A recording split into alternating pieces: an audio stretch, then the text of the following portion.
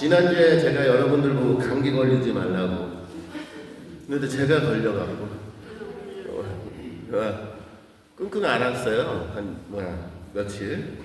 그래서 오늘이 중요한 날이잖아요.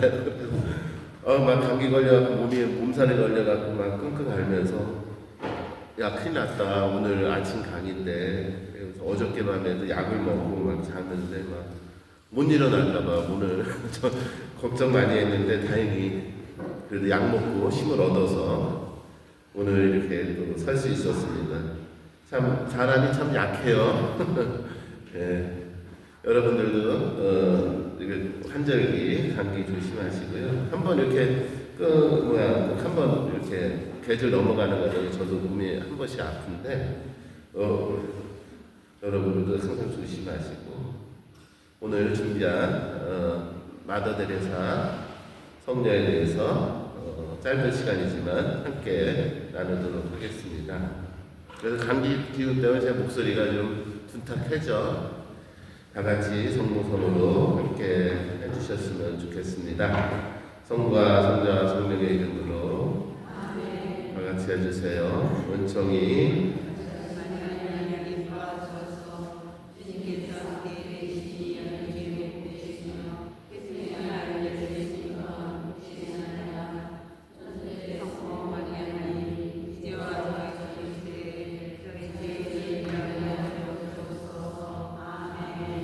성부와 성자와 성령의 이름으로 예, 오늘은 여러분들이 많이 들어보셨던 일명 마더 데레사라는 분의 삶, 그분의 그 어떤 내적인 영적인 어떤 아픔 이런 것들을 좀 나누면서 우리가 신앙생활 하는데 어떤 면에서 생각을 해볼 수 있는지 지금 살펴보는 시간이다 생각하시면 되고요. 거듭 말씀드리지만 제가 감기 기운으로 목소리도 좀 그렇고 얼굴도 좀 봤는데 여기 계신 분들은 저를 예쁘게 봐주시는 분들이라 걱정하지 않고 강의 편하게 하도록 하겠습니다. 유고슬라비아라는 단어 들어보셨죠? 나라 이름이죠. 유고슬라비아. 근데 오늘날에는 유고슬라비아라고 안 하고 마케도니아 공화국이라고 부르는 나라예요. 그래서 우리가 너무나 잘 알고 있는 마더 데레사 성녀는 옛날 유고슬라비아의 스코페라는 지역에서 태어나셨다고 하고요. 우리는 마더 데레사 하지만 이분의 원래 이름은 곤제, 아네스, 보아지라는 이름입니다. 그래서 실질적으로 이분의 원래 이름은 잘 모르는 경우가 많죠. 그래도 중요한 건 아니겠죠. 어렸을 때부터 예수님을 사랑했고 그래서 선교사가 되고 싶어 했다고 합니다.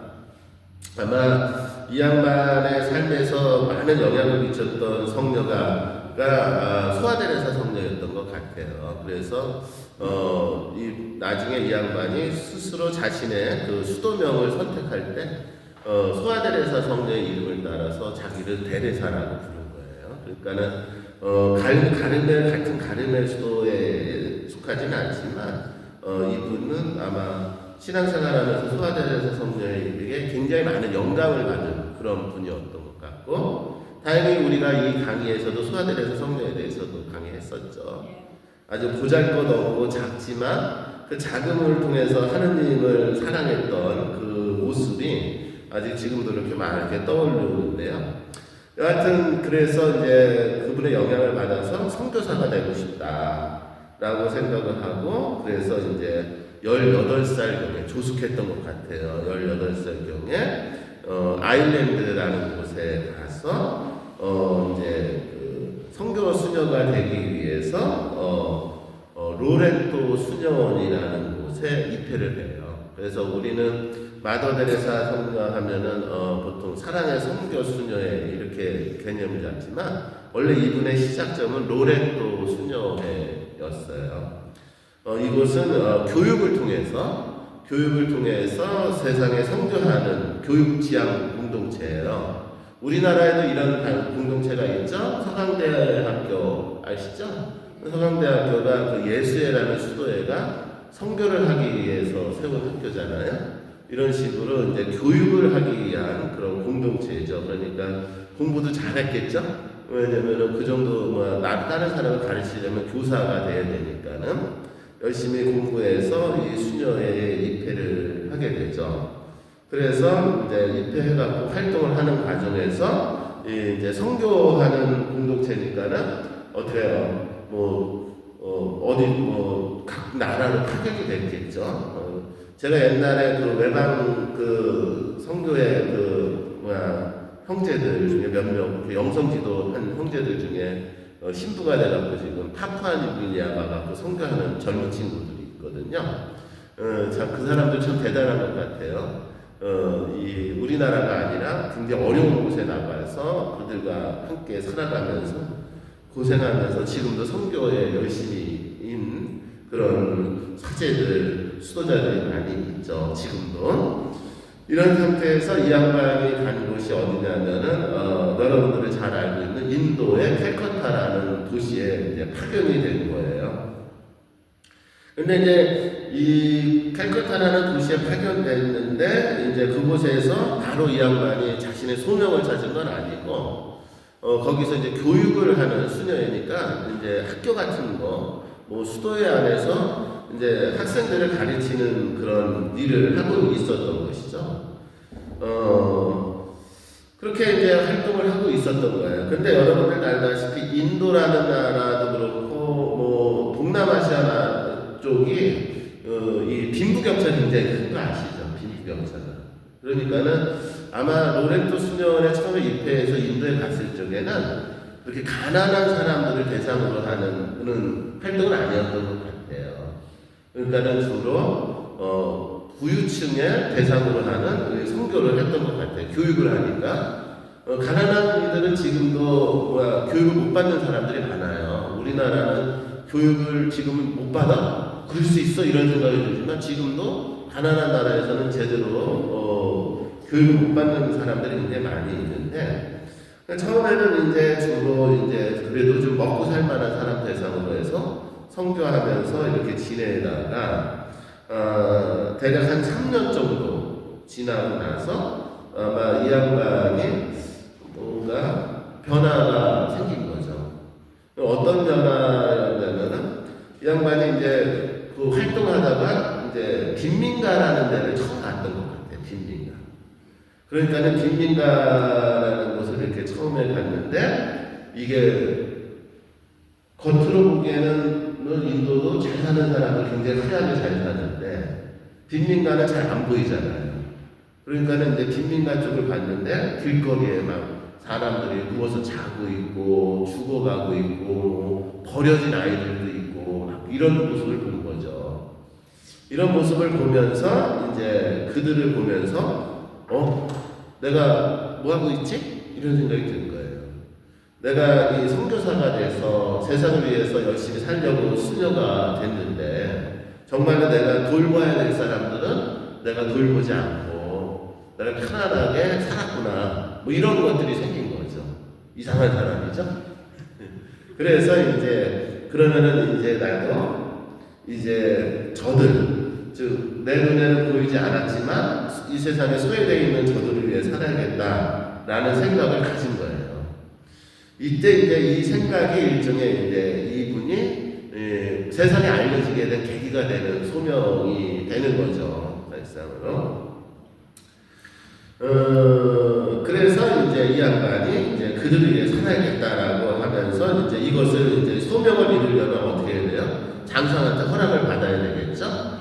그래서 이제 장상한테 자신의 소명을 밝히고 시간이 좀 지나서 그러면은 네가 그들과 함께 살아라라고 장상한테 이제 허락을 받게 되죠.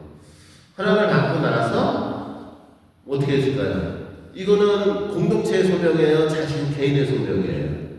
개인의 소명이잖아요. 그러니까는 누구랑 같이 간다는 것이 생각 없이 혼자 뛰어들어간 거예요, 그냥. 그러니까 이 당시만 해도 수도의 사랑의 선교회를 창립한 것이 아니라 그냥 로렌토 수녀의 수녀로서 혼자서 자신의 개인 소명을 찾아서 그 빈민가로 들어가서 살기 시작을 한 거죠. 그래서 이제 수녀원에서 도움을 줬지만은 그 일은 혼자 하기 시작한 거죠. 그래서 혼자 뭘 했을까요? 일단은 제일 먼저 들어왔던 거가 이제 길거리에 버려진 아이들이었던 거예요. 길거리에 버려진 아이들. 그러니까는 이 길거리에 버려진 아이들을 모아서 일종의 돌보기 시작하고, 병자들, 길거리에 있는 병자들을 모아 자기가 할 수 있는 만큼 최선을 다해서 이렇게 돌보면서 혼자도 그렇게 살기 시작했던 거예요. 혼자서. 용기가 참 대단한 것 같아요. 얼마나 외로웠을까, 뭐 그런 생각을 좀 해봐요. 그러면서 이제, 이것이야말로 내가 하나님께서 원하시는 소명이다 라고 묵묵하게 그렇게 혼자서 살았던 거예요. 그렇게 살고 있었는데 이제 재미있는 일이 벌어져요. 우연히 이 영화사가 있어요. 유명한 영화사가 인도에 와서 어떠한 수녀가 빈민가에서 어려운 사람을 돌봐준다라는 사실을 알고 그것을 이제 다큐멘터리 아시죠? 다큐멘터리 형식으로 이거를 찍은 거예요. 그래가지고서는 찍어서 이것이 영화가 돼가지고는 세상에 알려지게 되고, 그리고 그 다큐멘터리가 나와서 세상에 알려주니까 책이 쓰여지고, 이런 수녀가 있더라. 요즘에도. 그러면서 이제 이 수녀님이 세상에 알려지면서 굉장히 유명한 인물이 돼버린 거예요. 그러니까 이 양반이 뭐 스타가 되려고 했던 분이 아니라 묵묵히 혼자서 소외된 이들을 돌보면서 살았는데 우연한 기회에 그게 포착이 되고 그러면서 세상에 알려지게 되니까 세상에 요즘 같은 세상에 어떻게 저렇게 사는 사람이 있어? 희한한 사람이야? 살아있는 성녀 같아? 뭐 이러면서 이분이 세상에 알려지게 되죠. 그리고 그 영향으로 인해서 1979년경에 얼마 안 됐죠? 1979년이면 여러분들 다 젊고 싱싱할 때였죠? 그쵸? 그때 이제 노벨 평화상을 받게 되죠. 요즘 어떤 유명한 대통령이 이 상 받으려고 아주 길을 썼는데 못 받았다고 하더라고요. 근데 이 양반은 뭐 받을 생각도 없었는데 노벨 평화상을 받았어요. 노벨 평화상을 받으면 어떨까요? 세상이 다 알게 되는 거죠, 이분에 대해서. 그쵸? 그렇게 되니까는 이분에 대해서 많이 알게 되니까 그러면 나도 이 수녀님과 같이 살아야겠다라는 생각을 갖고 있는 지원자들이 생기겠죠? 그 가정 안에서 이제 사람들이 모여서 오늘날 사랑의 성교회라고 부르는 하나의 그 성교회가 이 세상에 탄생을 하게 된 거예요. 케이스는 이런 거예요. 근데 이제 그리고 나서 이제 이 양반이 여러분들도 알다시피 이제 그렇게 사시다가 돌아가시죠. 돌아가시고 나니까 이거는 이 양반이 살아있는 성녀다라고 했으니까 바로 성인을 추대하기 위해서는 시성 절차가 바로 시작이 됐어요. 그래서 이 시성 절차를 하기 위해서는 아주 전문적인 신학자가 이분의 생애에 대해서 조사하고 증거를 찾거든요. 진짜 성인인지 아닌지를. 그 일을 누가 하기 시작했냐면 브라이언 콜러디척이라는 분이 직접 하시기 시작했어요. 근데 이분께서 이 성녀가 쓴 일기라든가 또는 행적이라든가 이런 것을 조사를 하고 그 과정에서 이 성녀가 평생 영적인 지도자들과 자기가 썼던 일기들을 모아서 한 권의 책으로 세상에 출판이 돼요. 근데 이 책의 제목이 뭐냐면은 나의 빛이 되어라 라는 제목으로 세상에 나온 책이에요. 우리나라에도 번역이 돼서 나왔어요. 여기서 나의 빛이 되어라 라는 것은 예수님이 성녀에게 했던 말씀이죠. 나의 빛이 되어라 라고 하면서 세상에 빛이 되고자 했던 성녀의 내적인 이야기들이 출판이 되죠. 그런데 놀라운 일이 벌어지기 시작을 한 거예요. 이 영화에도 그렇고 책에도 그렇고 이분은 항상 가난하고 소외된 이들 병자들하고 살면서도 늘 따스한 미소를 잃지 않았던 분이었기 때문에 세상 사람들은 이분이야말로 진짜 어떤 걱정도 없이 열심히 살았던 살아있는 성녀다라고 생각을 했었던 거죠. 그런데 이 책이 세상에 나오고 나서 세상이 막 시끄러워지기 시작을 해요. 왜 그러냐면 놀랍게도 이 수녀님이 솔직하게 자신의 내면의 이야기를 했던 이 책이 안에는 어떤 내용이 가득했느냐면 늘 외롭다, 힘들다, 하느님은 안 계신다, 하느님은 주무신다 라는 원망이 가득했던 거예요. 그러니까는 세상적인 학자들은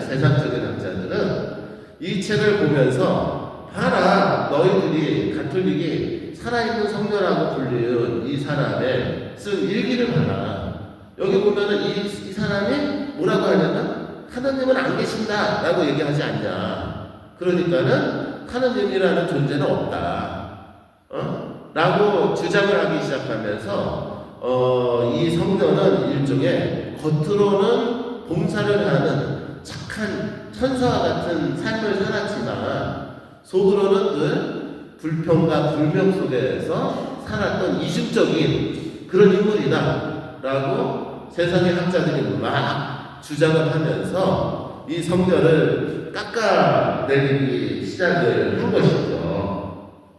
그런데 왜 교회에서는 이 책을 세상에 출판했을까요? 왜 교회에서는 이 책을 그런 무리를 불러일으킬 수 있는 책인데도 불구하고 왜 교회에서는 이 책을 출판했을까요? 요거가 이제 중요한 것이죠. 사실상으로는 우리는 흔히들 대부분 성인들, 성녀들이라고 하면 다들 하느님에 대한 굳건한 신앙심 때문에 세상의 고통이 아무리 많아도 기쁘게 살았을 것이다 생각을 한단 말이에요. 우리는 그렇죠? 그렇지만 이 성인이 이 마더 데레사 성녀가 솔직하게 일기에 기록했듯이 이분들도 굉장히 고통받고 살았다라는 거가 매우 중요한 메시지인 거죠. 그러니까 세상이 잘못 알고 있는 거예요. 성인들, 성녀들에 대해서. 성인들이나 성녀들이라고 불리는 분들은 어떤 어려움이 와도 굳건한 신앙을 갖고 극복해 나갔을 거라고 생각하지만 사실상 이분들도 우리와 똑같은 인간으로서 끊임없이 넘어지고 원망하고 그리고 하느님이 계신다 안 계신다? 안 계신다라고 부르짖는 삶을 살았다라는 내용이 매우 중요했던 거예요. 바로 그러한 의미로서 이 책이 세상에 출판이 됐던 것이죠. 자, 사실상 이 책을 이렇게 들여다보면 처음에는 해피해요. 처음엔 매우 행복해요. 이 책을 읽으면.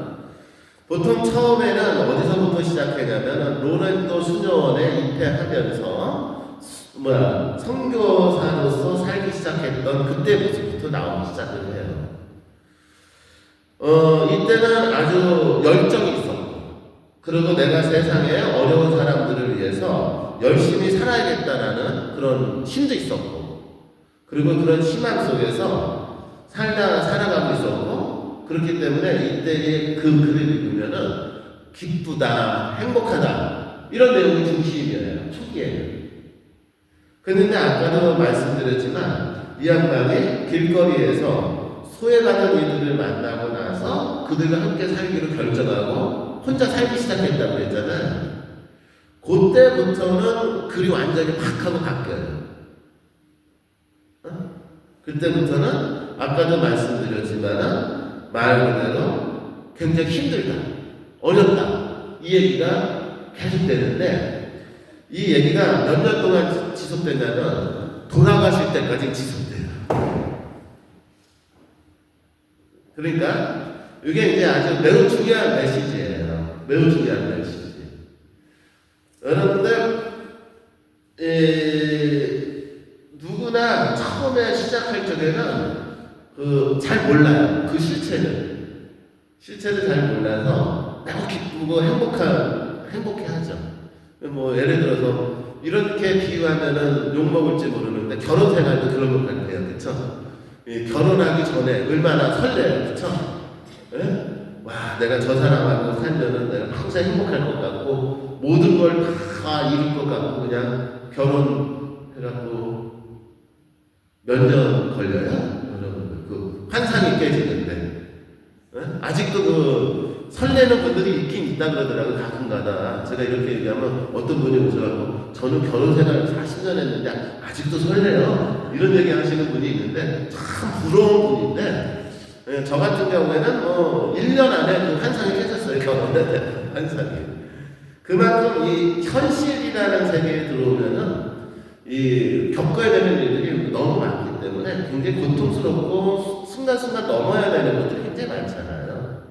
그렇기 때문에 이게 아마 우리의 삶인 것 같은데 아마 이 양반도 그랬던 것 같아요. 처음에는 뭐 기뻤죠. 자기가 원하는 일, 자기가 하고 싶었던 일을 드디어 하니까 얼마나 행복했겠어요. 하지만은 막상 그 현실로 들어가니까는 이 양반이 너무나 힘들었다. 이렇게 기록을 하고 있습니다. 이제 영적 지도 신부님한테 쓴 글이에요. 특별히 저를 위해 기도해 주십시오. 제가 하느님의 일을 망치지 않도록 그리고 우리 주님께서 자신을 보여주시도록 말입니다. 왜냐하면 제 안에는 마치 모든 것이 죽은 것처럼 지독한 어둠이 있습니다. 이게 무슨 얘기죠? 분명히 세상 사람들의 이분은 살아있는 성령이기 때문에 주님을 하고 늘 같이 늘 주님의 현존 이식 속에 살아갈 거라고 생각하고 있었는데 여기 보면은 이렇게 얘기하면 주님께서 자신을 보여주시도록 말입니다. 무슨 얘기예요? 이분이 기도를 해도 주님은 자신을 보여주셔야 안 보여주셔요? 안 보여주신다라는 얘기예요. 그러니까 이분은 기도를 하면서 하느님을 제대로 만난 경험이 없는 분이다라는 얘기, 고백이기도 하죠. 우리랑 비슷하죠. 그래서 아무리 기도를 해도 하느님이 자신의 모습을 직접 보여주신 적은 없죠. 그러면서 제 안에는 마치 모든 것이 죽은 것처럼 지독한 어둠이 있습니다. 여기서 어둠이라는 것은 뭐 십자가의 성령이 얘기했던 어둠만이라고 표현할 수도 있겠지만 그거보다 더 짙은 현실적인 고통이다 이렇게 생각하시면 돼요. 그녀는 이러한 자신의 상황을 수용하려고 하고 하나님에 대한 모든 감정 혹은 하나님의 사랑의 느낌을 기우려고 노력을 합니다. 하지만 마도네레사의 상태는 나아지지 않은 채로 계속해서 점점 깊어집니다. 그래서 이분이 이런 얘기를 쓰시래요. 나는 얼마나 더 깊이 이 시험이 갈지 모르겠습니다.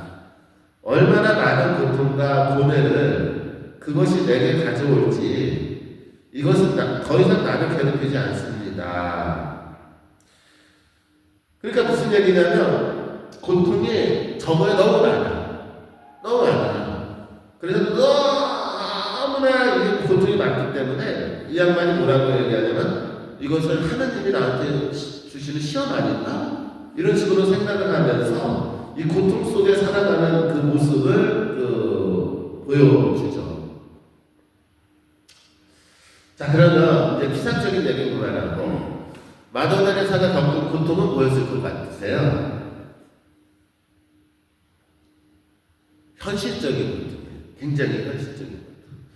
여러분들 옛날 생각 한번 해보세요. 저는 이제 어렸을 때 가끔가다 기억나는데 우리 어머니가 가끔가다가 이제 쌀이 없어서 뭐가 없어서 쌀이 없어서 이제 부엌에서 밥을 제대로 못했던 기억이 많이 새록새록 떠올라요.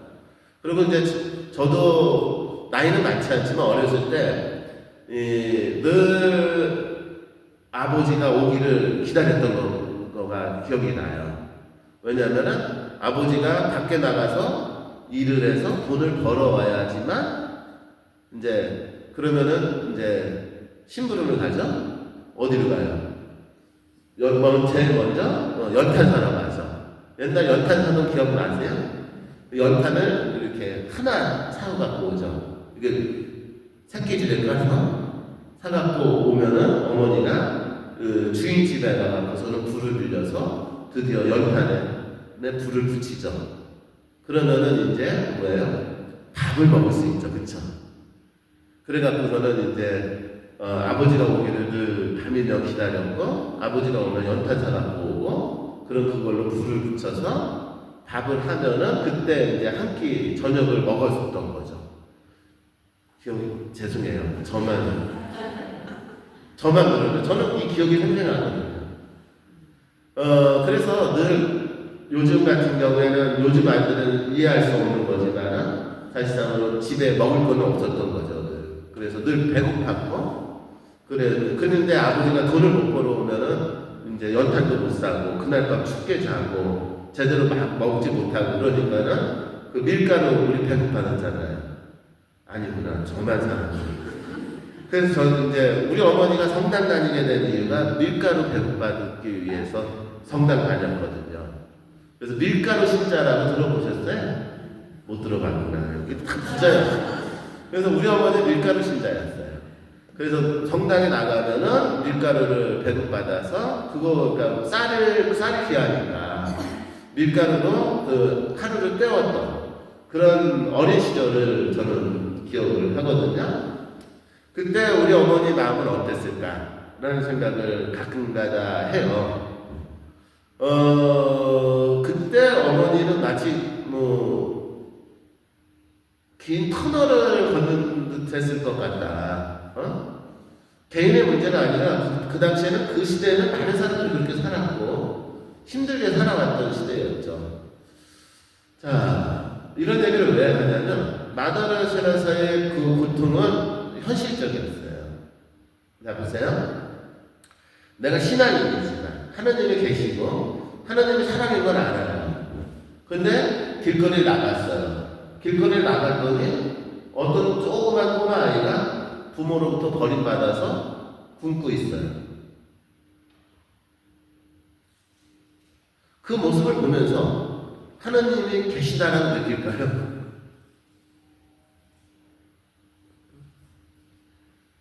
그러니까 많은 사람들이 집에 잠잘 곳이 없어서 길거리에서 이불도 없이 누워서 자고 있어요.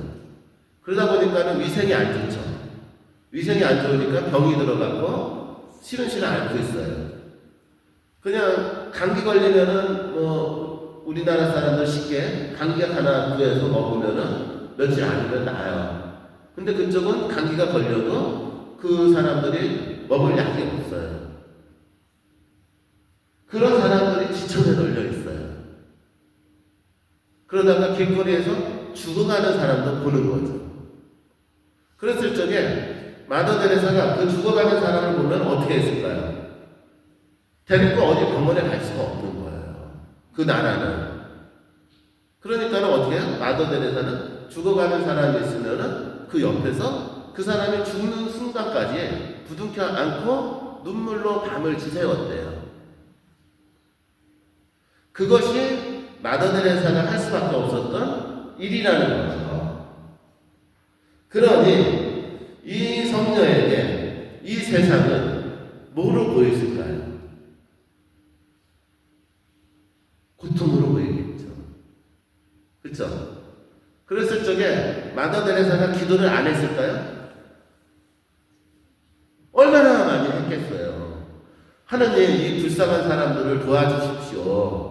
이들에게 단 한 끼라도 먹을 수 있도록 도와주십시오 했지만은 어때요? 이들은 먹일 수 있는 재화는 없어요. 그러니까 마더 테레사가 이 사람들을 도와주기 위해서 자기가 아는 친구들한테 수없이 많은 편지를 씁니다. 응? 지금 여기 많은 사람들 굶어 죽어가고 있다. 지금 길거리에서 죽어가는 사람들이 있다. 라고 하면서 수많은 편지를 쓰지만은 그들이 보내준 작은 돈을 갖고서는 인도의 그 길거리에 많은 사람들은 살릴 수도 없고 먹일 수도 없어요. 근데 자기가 돌봐야 될 사람들은 점점 늘어나요. 아이들이 배고파서 마더 테레사 얼굴만 쳐다보고 있어요. 마치 엄마가 오기를, 부모가 오기를 기다리는 어린 아이들 같이, 배가 고프니까 마더 데레사가 혹시나 뭐라도 줄까 하고 마더 데레사가 이렇게 쳐다보고 있어요. 마더 데레사는 무엇을 할 수 있었을까요? 아무것도 할 수 없겠죠. 없었겠죠. 그러니 마더 데레사가 외칩니다. 하느님은 안 계신 것 같습니다. 하느님은 주무시는 것 같습니다. 무슨 얘기인지 아시겠죠? 그러니까 마더 데레사가 겪은 고통은 어떤 형태의 고통이었는지를 정확하게 이해하셔야 되는 거예요. 호소를 하는 거죠. 그러다가 이제 아까도 말씀드렸지만 이 양반이 유명해졌다고 했죠. 유명해졌다. 그리고 함께 하고자 하는 수녀들도 많아지면서 사랑의 성례라는 단체가 생겼다고 했죠.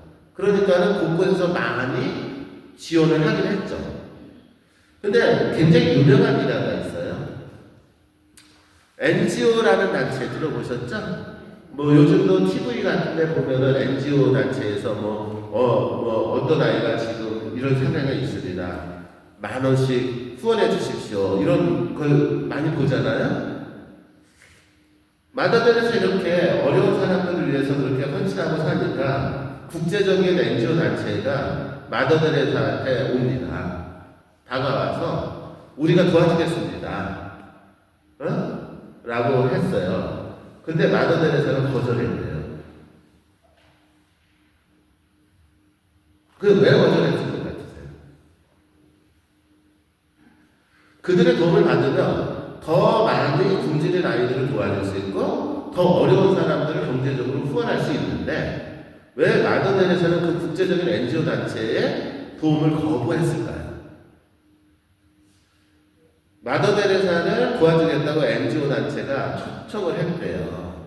초청을 해서 그들을 만나러 갔는데 한 끼 식사가 무슨 식사냐?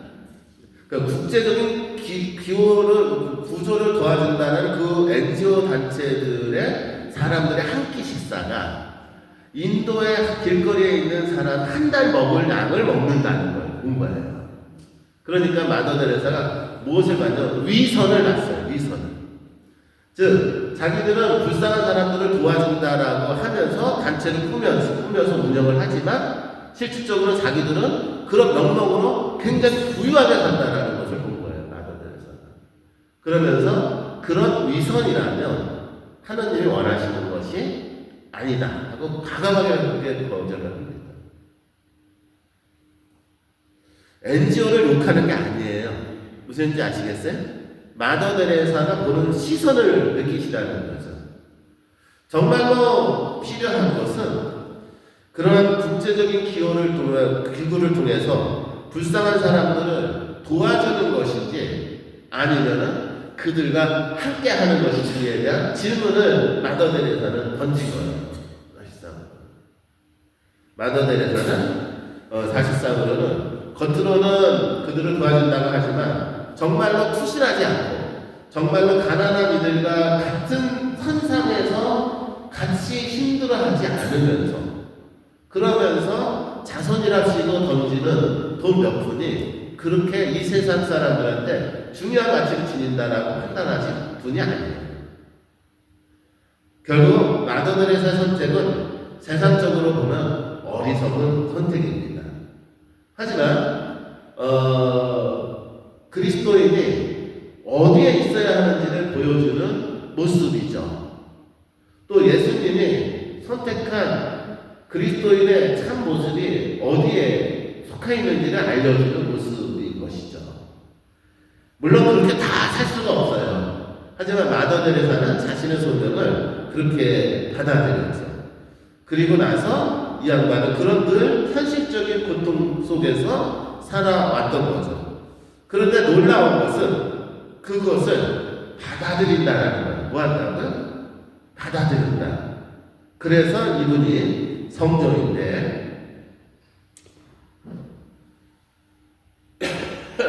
마더데레사가 이렇게 씁니다. 그분이 원하는 한 그분이 저에게 하는 대로 내버려 두십시오. 만약 저의 어둠이, 만약 저의 어려움이, 만약 저의 고통이 어떤 영혼에게 빛이 된다면, 나의 고통이 어떤 영혼에게 빛이 된다면 나는 아무것도 될 수 없다 하더라도 저는 들판에 있는 하느님의 꽃이 되어 완전히 행복합니다 라고 수용을 해버려요. 그러니까 이 양반은 늘 고통 속에 있었고 어둠 속에 있었죠. 돌아가시는 순간까지. 근데 그 고통과 어둠을 이 양반은 거부한 사람이에요? 받아들인 사람이에요? 받아들인 사람이에요. 그래서 성인이에요. 그래서 이렇게 만약 저의 어둠이 어떤 영혼에게 빛이 된다면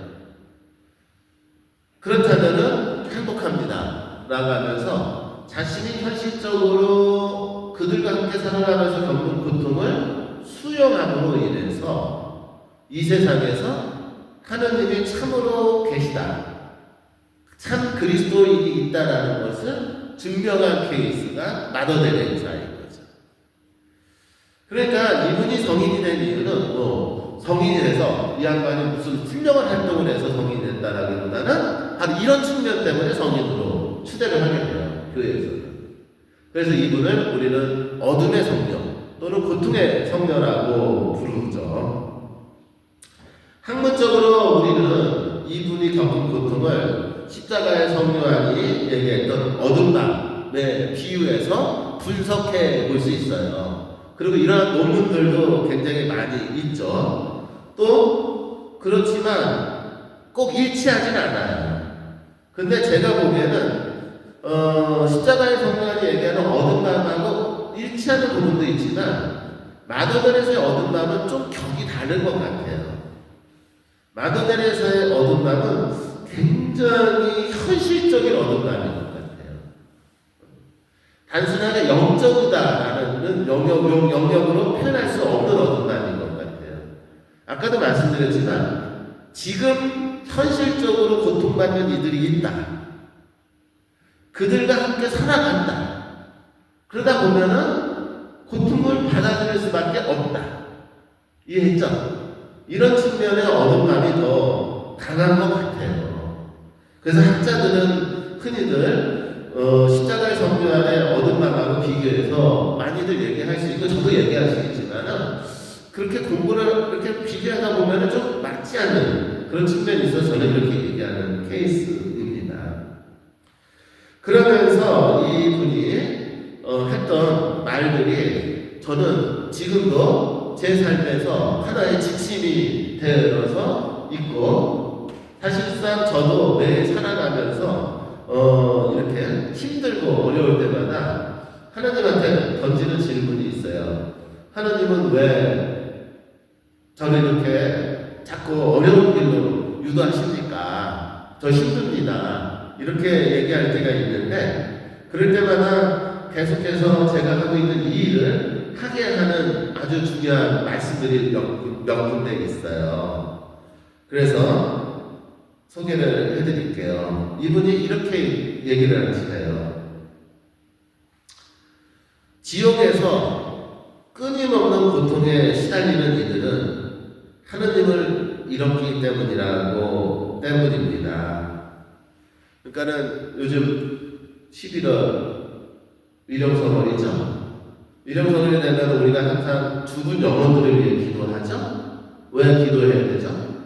그분들 중에 하나님을 잃어버린 사람들이 있잖아요. 그렇죠? 살아생전에 하나님을 잃어버리고 살았던 사람, 죽어서도 하나님을 만나지 못하는 사람들이 있죠. 그 사람들이 내 상태가 지옥이죠. 그렇죠? 그러니까는 그들이 하나님을 만날 수 있도록 관계 회복할 수 있도록 죽은 영혼들을 위해 기도하잖아요. 그렇죠? 또 하나님을 평소에는 하나님을 알고 살아가고 신앙생활을 했지만 사실상으로는 하나님 앞에 딱 하고 이렇게 자신을 드러내지 못하는 상태에 있는 영혼들이 있잖아요. 그렇죠? 왜? 살아생전에 죄를 많이 졌는데 그 죄에 대한 보석을 다하지 못한 영혼들이 있죠. 그 영혼들이 있는 상태를 연옥이라고 하잖아요. 그러니까 우리가 이 죽은 영혼들을 위해서 기도를 해야 되잖아요. 그분들이 하느님을 만나기를. 자, 이런 관점에서 마더 데레사가 이렇게 얘기를 해요. 지옥에 있는 사람들은 하느님을 잃었기 때문에 고통 속에 있습니다. 나도 영혼 안에서 하느님이 나를 원하지 않으시며 하느님은 정말로 존재하지 않으신다는 끔찍한 상실의 고통을 느낍니다. 그러니까 내가 살면서 지옥 같은 고통을 느낍니다. 저의 마음에는 희망이 없기 때문입니다. 이렇게 얘기를 해요. 이렇게 얘기를 하다가 나중에 뭐라고 하냐면 나는 죽으면은 지옥에 가겠습니다. 이렇게 얘기를 해요. 처음에 이렇게 얘기하다가 나중에 어떻게는 죽으면은 어디에 가겠다고요? 지옥에 가겠습니다. 왜요? 지옥 속에는 아직도 하나님을 잃어버리고 살아가기 때문에 고통받는 이들이 많이 있습니다. 그래서 고통받는 영혼들이 있다면은 나는 그들을 도와야 하기 때문에 어디에 가야겠습니다? 지옥에 가야겠습니다. 이렇게 얘기해요. 이해했죠? 그러니까 이 본인도 하나님을 잃어버린 그러한 고통 속에서 살아왔던 존재이기 때문에 그 고통이 얼마나 힘든지 아는 거죠. 그러니까는 나중에는 어떻게 되냐면은 이렇게 얘기하죠. 만약 내가 성녀가 된다면 분명히 어둠의 성녀일 것입니다. 언제나 어둠에 빛을 밝히러 세상에 내려가 있을 테니 천국에는 없을 것입니다. 이렇게 얘기를 해요. 그래서 제가 감히 생각하기에는 마더 데레사는 어디에 있냐면 지금 지옥에 있어요. 왜냐면 이분은 다른 성인들하고 다르게 하느님 나라에서 우리가 흔히들 한 천국 하느님 나라에서 하느님과 살겠다라는 소망을 가진 분이 아니라 하느님과 떨어져서 고통 중에 있는 이들과 함께하고자 하는 분이었기 때문에 이분은 스스로 어디에 들어간 케이스예요? 지옥을 찾아간 케이스이기 때문에 마더 데레사는 지금 지옥에 있어요. 이게 마더 데레사예요. 이게. 그래서 여러분들 중에도 지옥에 가고 싶은 분이 있죠, 이제. 그쵸? 왜요? 그 지옥에 고통받고 있는 이들이 있으니까 그들을 돌봐야 되겠다라는 마더 데레사 같은 마음으로 그렇게 지옥에 가겠다는 원인을 아니겠죠? 그러니까 이게 마더 데레사의 내면인 거예요. 그러니까 이것이 어디에 나오냐면 이분이 쓴 일기예요. 이분이 영적 지도자하고 주고받은 편지에 담겨져 있었던 내용인 거예요. 신학자 요셉 노일령은 이렇게 표현합니다. 그녀는 이것을 또는 세상을 변화시킬 아무런 것도 할 수 없었을 것입니다. 그렇죠. 그녀 스스로가 이 세상을 변화시킬 수는 없죠. 지금도 어려운 상황 속에 있는 이들이 있고 굶는 이들이 있고 전쟁 때문에 죽어가는 이들이 있어요. 지금도 이것을 그녀 스스로가 변화시킬 수 있는 아무것도 하실 수 없었을 겁니다. 아마도 그녀는 원하지 않았지만 하나님의 현존 의식에 대한 그녀의 갈망은 그녀에게 지속되었으며 어둠 속에서의 삶은 하나님이 정하신 예수님의 운명처럼 그녀의 것이었다라고 보입니다. 그러니까는 다른 성인과 다르게 이분은 어둠 속의 삶이 하나님이 원하시는 거였을지 모른다. 이런 얘기인 거예요. 이러한 생각들은 마치 하나님의 부재에 대한 그녀의 감각이 아니라 그녀가 하나님의 뜻에 의해서 영적 고독 속에 산다는 그녀의 알배로 그녀를 이끌었습니다. 따라서 그녀는 일생 동안에 걸쳐 변함없이 이루어진 그녀의 상황을 순종적으로 받아들였고, 여기서 이제 키포인트죠. 이것을 거부했고 받아들였고 하나님의 뜻 역시 그랬을 것입니다. 한마디로 시복시성을 하는 과정에서 이분이 성녀다라고 하는 데 있어서 가장 결정적인 증거가 이 문장에 다 담겨져 있어요. 하느님이 마더 데레사에게 원했던 것은 세상에 고통받는 이들과 함께 살면서 고통 속에서 사는 거였다라는 것이죠. 그래서 그녀는 고통 속에 살았고 그것이 하느님의 뜻임을 알았기 때문에 그것을 거부했다, 받아들였기 때문에 이분은 성녀다. 이게 교회의 입장이에요. 다행히 여러분들은 내게 하느님은 그런 걸 원하지 않으신 것 같아요. 그렇죠? 하지만 과연 그럴까요? 제 생각에는 여러분의 삶 속에도 이러한 측면의 소명이 있어요. 이러한 측면의 소명. 그 누구도 늘 삶이 충족하고 만족하지 못해요. 그 누구에게나 고통을 받아들여야 되는 고통이라는 게 있는 거죠. 받아들여야 되는 고통이라는 게 있는 거죠. 아니 어떤 사람은 뭐 돈도 많고 명예도 있고 건강하고 자식들도 잘 돼서 그 사람은 고통이 없을 거다 라고 생각할 수 있지만 그렇지 않다고 생각해요. 그 누구도 자신의 삶에서 고통이 있어요. 받아들여야 되는 고통, 숙명적으로 짊어지고 가야 되는 고통이 있을 수 있다 이거죠. 문제는 어떤 사람은 그 고통을 회피하려고 들고 있죠. 하지만 그것이 정말로 하나님이 원하시고 내가 짊어져야 되는 고통이라면 회피할 수 있을까요? 없겠죠. 그렇다면 우리한테 가장 좋은 선택은 뭘까요? 받아들이는 거겠죠. 그죠? 그것을 마더 데레사는 우리에게 보여주신 분인 거죠. 예수님도 그런 거죠. 그리고 마더 데레사뿐만 아니라 우리 모두 그렇게 나한테 다가오는 그 고통을 받아들일 필요가 있겠죠. 이제 마무리를 좀 하는 강의가 될 것 같습니다. 이게 이제 마더 데레사의 영성이에요. 사실은. 그래서 마더 데레사의 영성은 말 그대로 어둠의 영성이라고 할 수가 있는 거죠.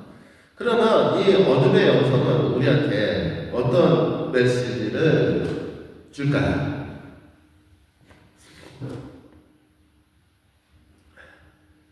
하나님은 우리에게 당신의 빛을 비추시는 분이고 우리가 기도를 하도록 이끄시고 우리 안에 거주하시는 성령에 의해서 우리에게 주어진 기도를 우리가 할 수 있도록 하시면서 우리에게는 하나님에 대한 태도와 확신이 생기죠. 그래서 우리는 하나님은 정말로 현존하셔, 우리와 함께 하셔, 이런 확신 같은 게 생기게 돼 있어요. 근데 하지만 동시에 우리가 기도할 때 또는 신앙생활을 할 때 거꾸로 하나님을 안 계셔 이렇게 느끼게 할 때도 있어요. 그래서 이것을 하나님의 현존체험, 반대로 하나님의 무슨 체험? 부재체험이라고 하는 것입니다. 이 두 가지가 우리의 삶에는 동시에 이렇게 교차해요. 그런데 특히 하나님이 안 계신다라는 부재체험이 오면은 어떤 거가 뭐냐면 우리를 공허하게 만들어요. 우리의 삶을 공허하게 만들고 그리고 뭔가 제대로 살 어떤 생동감을 잃게 만드는 것이죠. 자, 그러면 마더 데레사는 무슨 체험 속에서 살아왔을까요? 하나님 현존 체험 아니면 부재 체험? 네, 이제 다 아시죠? 마더 데레사는 하나님 현존 체험이 아니라 무슨 체험 속에 살았어요? 부재 체험 속에 평생 사셨던 분인 거죠.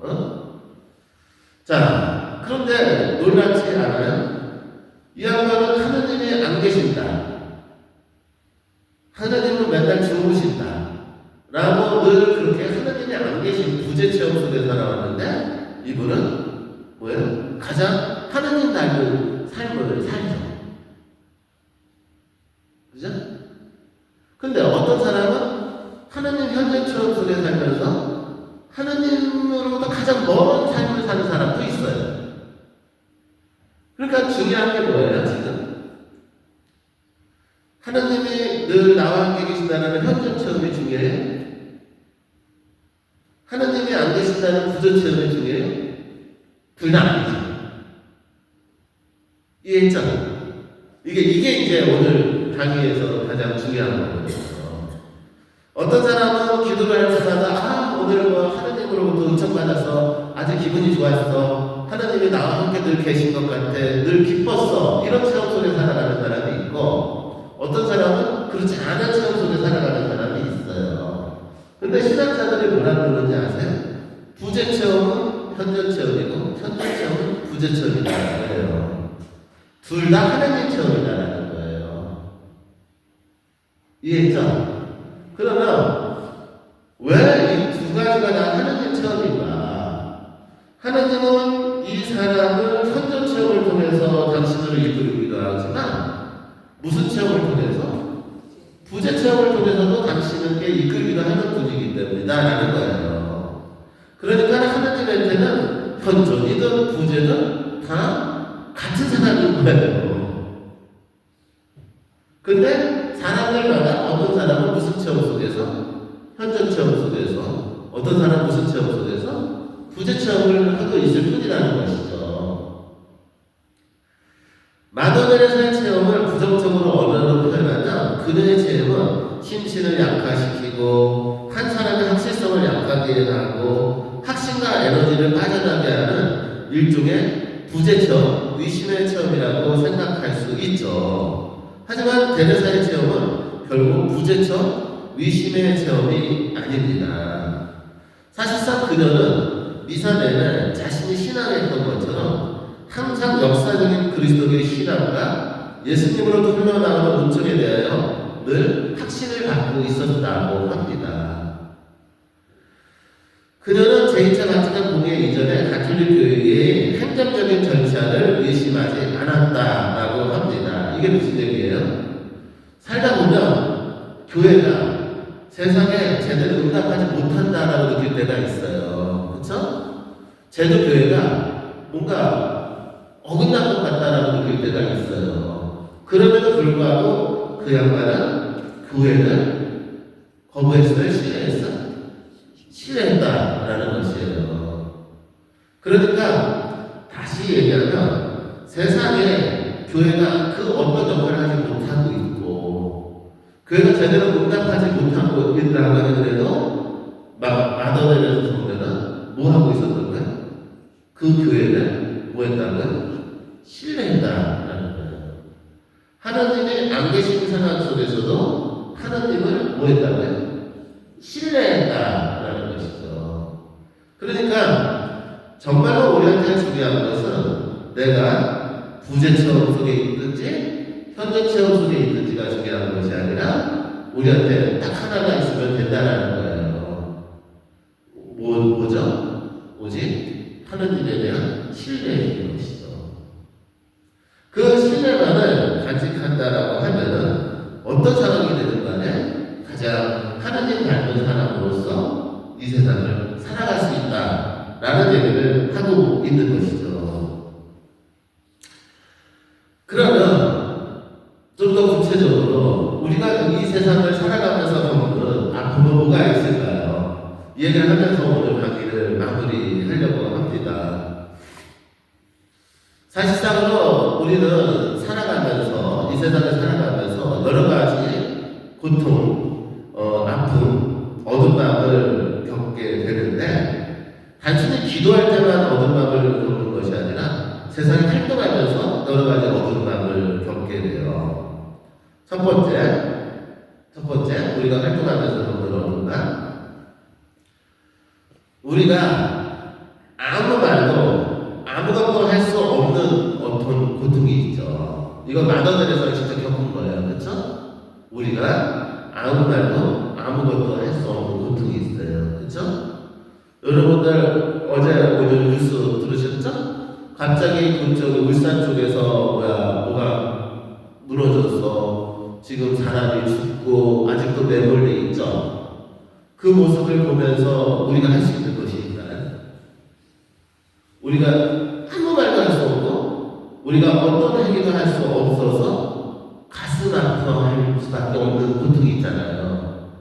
그렇죠? 이것이 첫 번째 우리가 하는 고통, 겪어야 하는 고통이에요.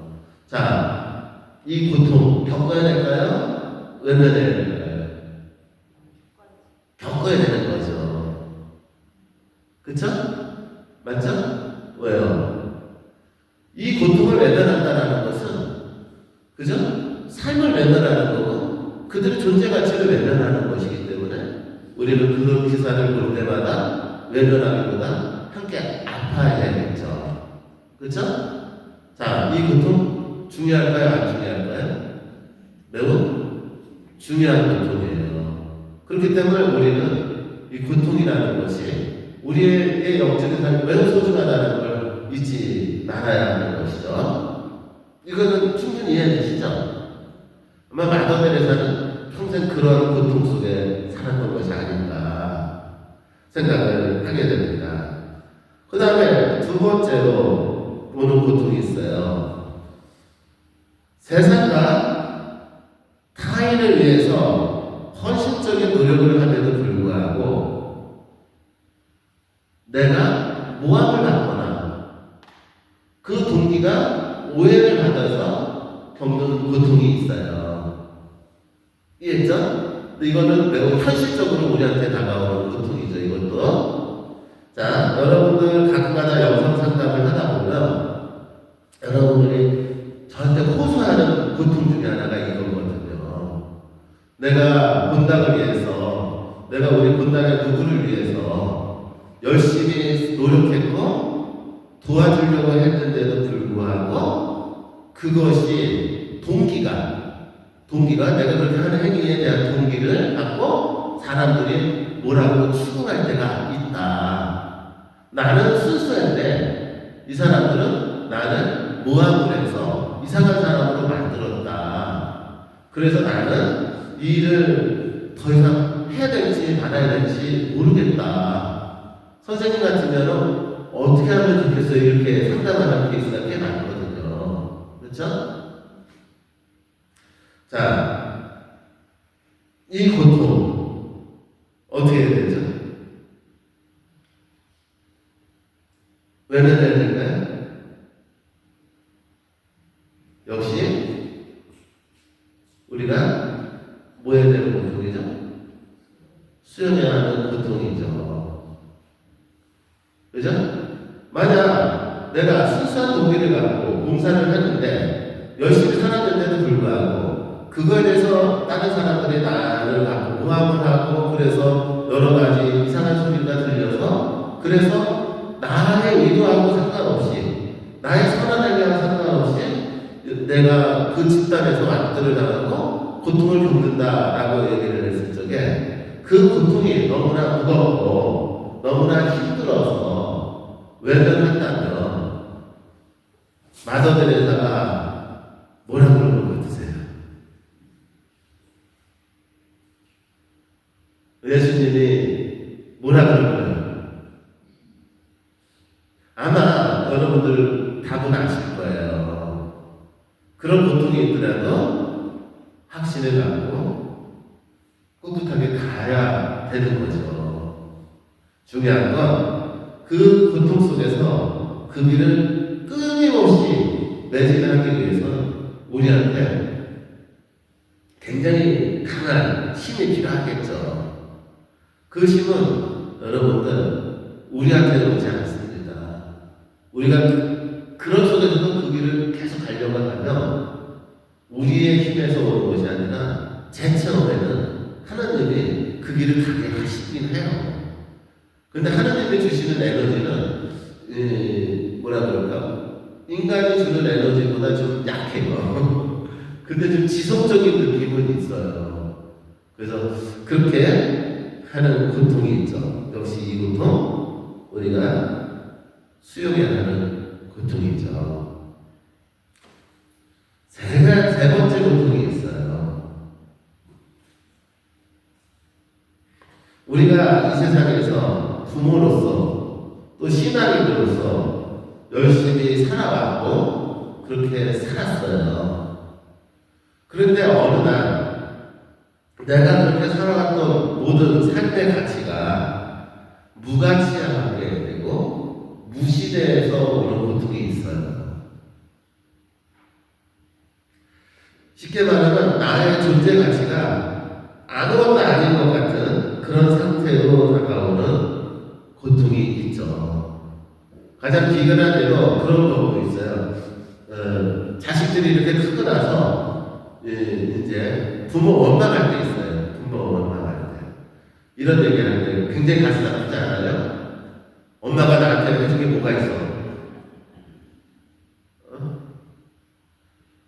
부모가 돼서 나한테 해준 게 뭐가 있어? 다른 부모들은 결혼한다니까 뭐야 강남에 아파트도 사주고 차도 사주고 결혼식도 허락해 해주는데 엄마 나한테 해준 게 뭐가 있어? 이런 식으로 해서 우리의 삶 자체가 완전히 어느 순간에 어떤 대상으로부터 무시될 경우가 있죠. 그 존재 자체의 가치가 완전히 아무것도 아닌 것처럼 느껴지는 그런 순간이 올 때가 있어요. 그렇죠?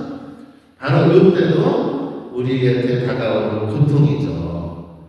그런데 그런 거는 이제 저 같은 경우에는 자주 느끼는 거예요. 이 세 가지 고통 중에 세 가지 고통 매일 자주 느끼고 살거든요. 사실상은 아무리 제가 성인들에 대해서 강의를 하러 돌아다녀도 귀담아 듣는 사람들이 많지 않아요. 여러분들한테 하는 얘기가 아니고 현실을 얘기하는 거예요. 현실을. 여러분들 이 성인들에 대한 얘기 들으면 도움이 돼요. 그렇죠?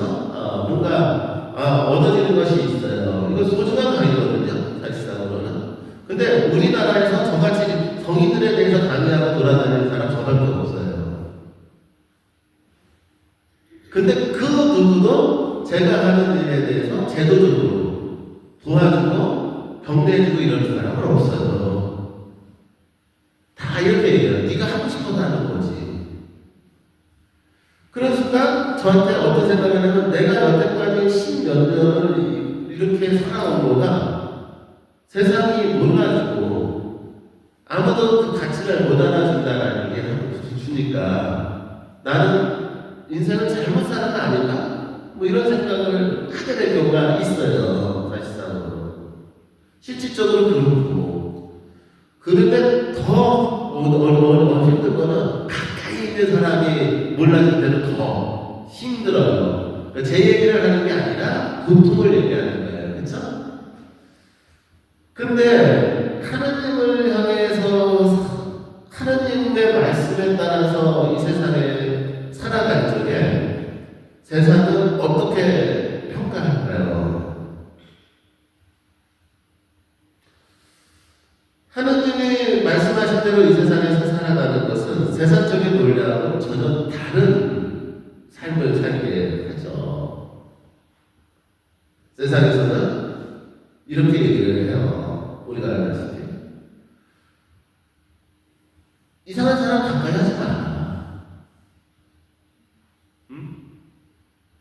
너가 좋은 사람들만 만나라. 인생은 짧다. 이러면서 얘기를 하죠. 근데 성당에 오면 이렇게 얘기를 하죠. 원수도 뭐하나? 사랑하라. 용서하지 못하는 사람도 뭐 할 줄 알아야 된다. 용서하라고 얘기를 해요. 그래서 여러분들도 그 말씀을 듣고 그렇게 살려고 하죠. 그래서 세상적으로는 안 보면 되는 사람이지만 신앙인이기 때문에 어떻게 해요? 그 사람을 용서하려고 하고 그런 사람을 사랑하려고 하죠. 그렇게 노력을 하죠? 그런데 어때요? 나의 노력, 나의 헌신 세상은 알아주나요? 알아주지 않을 때가 많아요. 그리고 심지어 신자들 중에서도 어떤 분들은 너 왜 그렇게 살아?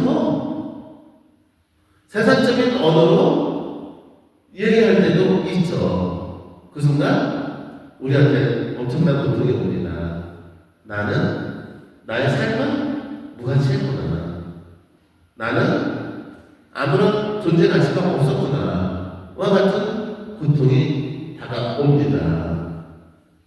마더 데레사는 어땠을까요? 마더 데레사 역시도 그런 고통 속에 살았어요.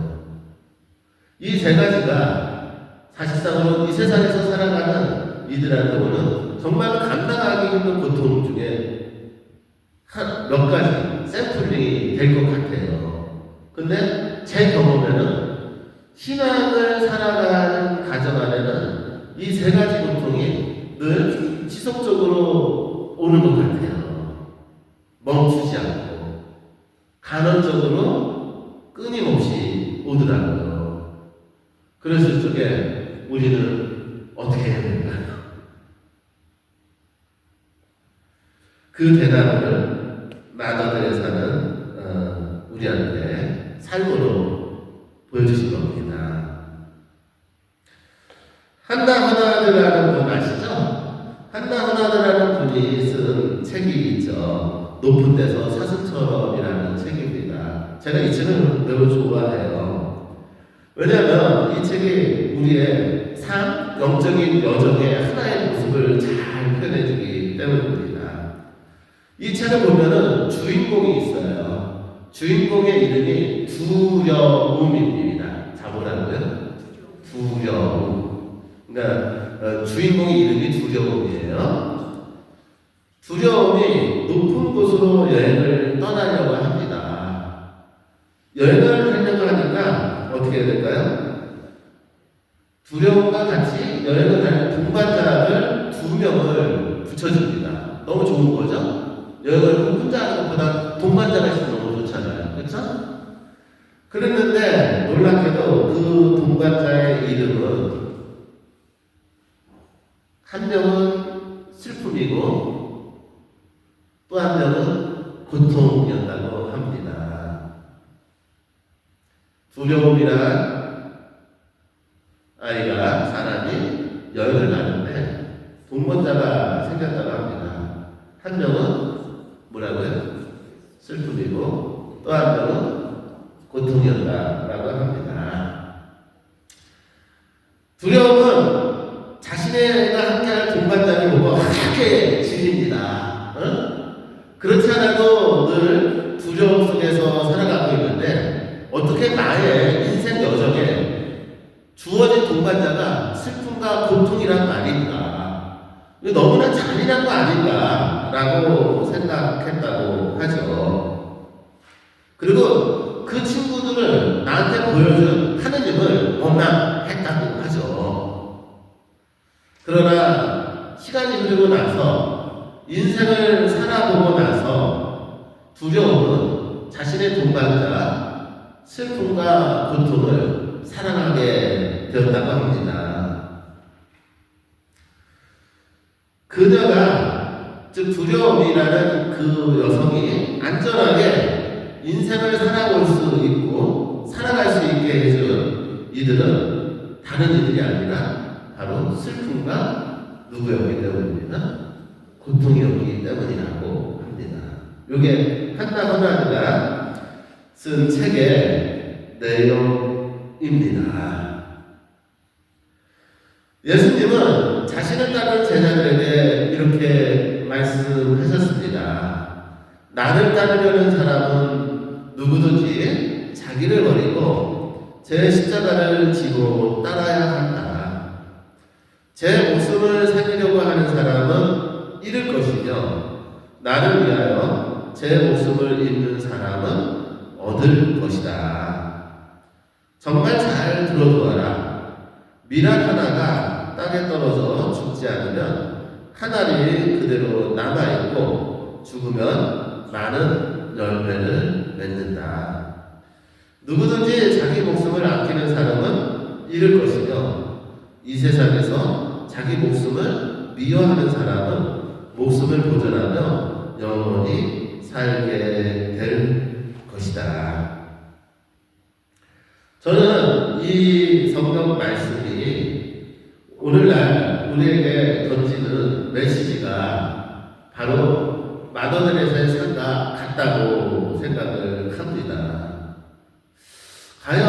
세상이라는 고통과 슬픔이 가득한 이 세상에서 우리는 무엇을 보고 살아야 할까요?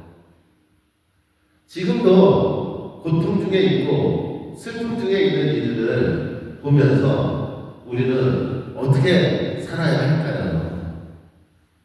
응? 그들이 그렇게 살아간다면 우리도 죽을 줄 아는 용기, 그렇죠? 있어야 하지 않을까요? 최소한 누군가에게 불행이 닥치면 함께 고통을 겪을 수 있는 마음 필요하지 않을까요? 누군가가 지금 시련 속에 있는데 그거는 나하고는 상관없어 라는 마음속에 사는 것이 신앙일까요? 아니면 정말로 내일같이 정말로 같이 아파하는 것이 신앙일까요? 우리는 끊임없이 이러한 질문 속에서 이런 선택적 사랑 속에서 살아갑니다.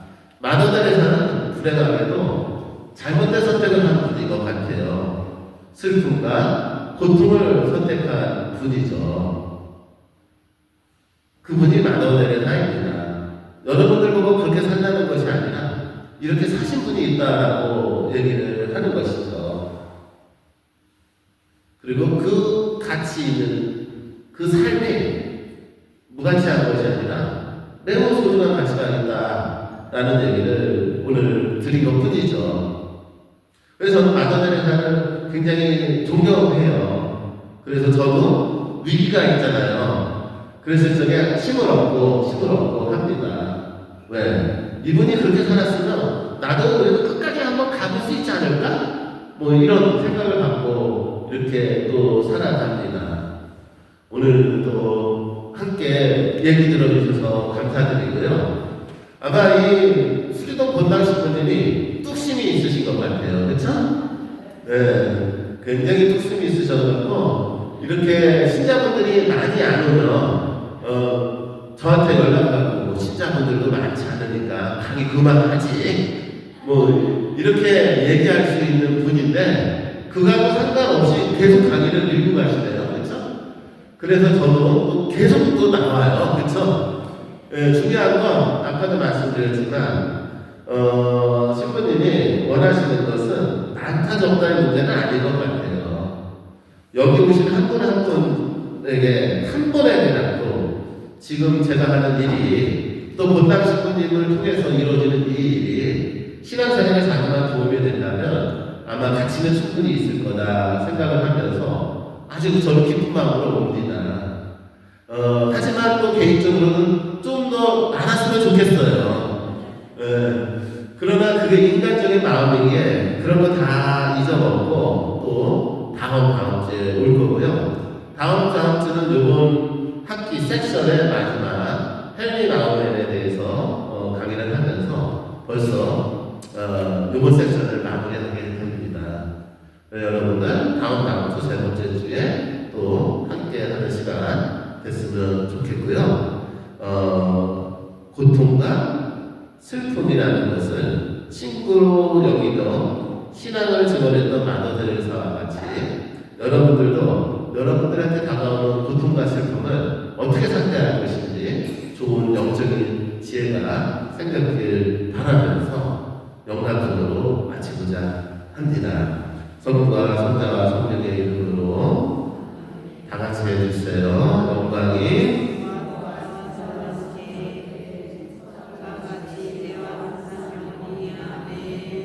성부와 성자와 성령의 이름으로 네, 감사합니다.